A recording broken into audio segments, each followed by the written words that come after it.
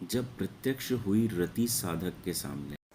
जैसा कि आपने पिछले भाग में साधक का अनुभव पढ़ा था कि किस प्रकार से क्या क्या हुआ उनके जीवन में रति साधना को और साथ ही साथ माता बगलामुखी साधना को करते हुए, उसी क्रम में उसके आगे उन्होंने किस प्रकार से रति साधना पूरी की, क्या क्या मार्गदर्शन मिला, उन्होंने क्या क्या नियम पालन किए, वो उसके विषय में अब वो बताने जा रहे हैं।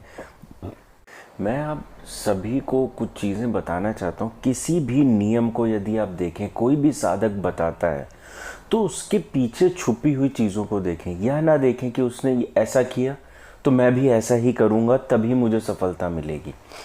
ऐसा कुछ भी नहीं है। आपको चीज़ों के पीछे की गहराई को समझना ज़रूरी है। यदि कोई कहता है साधना काल में नॉनवेज मत खाइए, प्याज लहसुन मत खाइए, तो उसको समझिए कि वैसा क्यों नहीं करना है।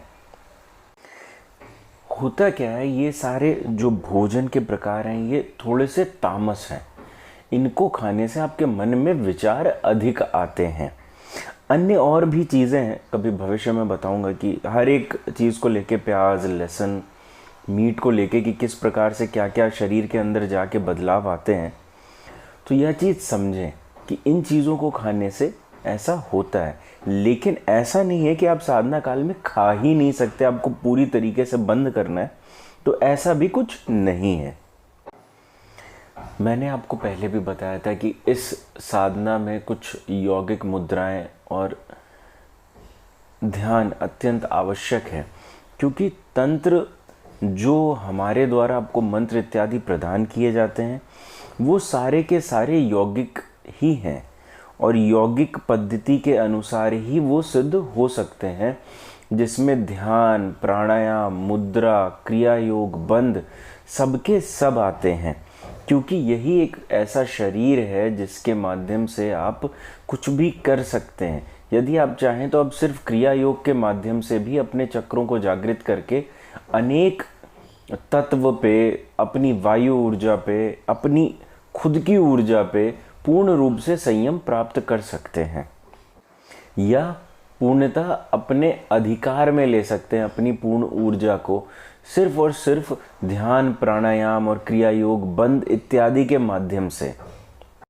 अधिकतर साधक किसी न किसी कारणवश अपनी साधना में सफलता प्राप्त नहीं कर पाते हैं, या जिसकी भी साधना कर रहे होते हैं वो बिल्कुल तरीके से पूरी नहीं होती है। इसके पीछे बहुत से कारण हो सकते हैं।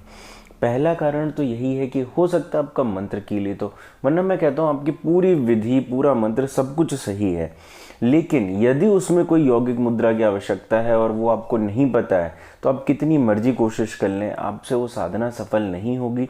या तो आप अनेक बार प्रयत्न करें, करते जाएं करते जाएं करते जाएं, हो सकता है उस कंडीशन में आपके अंदर इतनी एकाग्रता आ जाए कि अपने आप वो यौगिक मुद्रा आपके शरीर के माध्यम से हो जाए और आप सफल हो जाएं। क्योंकि कभी कभार व्यक्ति क्या कहता है, जी आपने तो बताया था यह मंत्र उतना ज़्यादा प्रभावशाली नहीं है, लेकिन मैं तो उसके 84 लाख जप कर चुका हूँ, मुझे तो बड़ा प्रभाव मिला।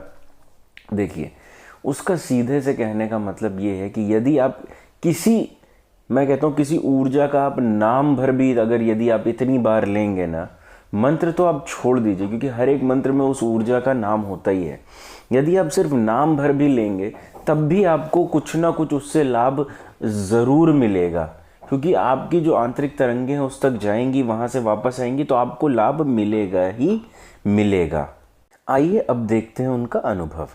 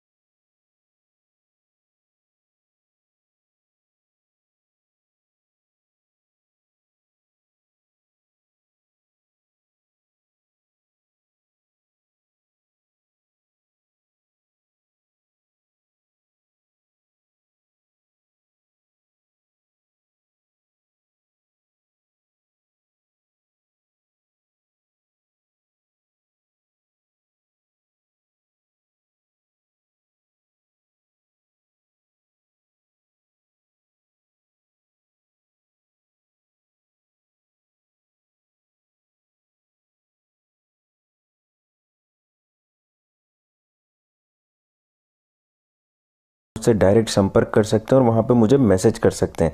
इसका लिंक मैं डिस्क्रिप्शन बॉक्स में दे देता हूँ और किस तरह से ज्वाइन करना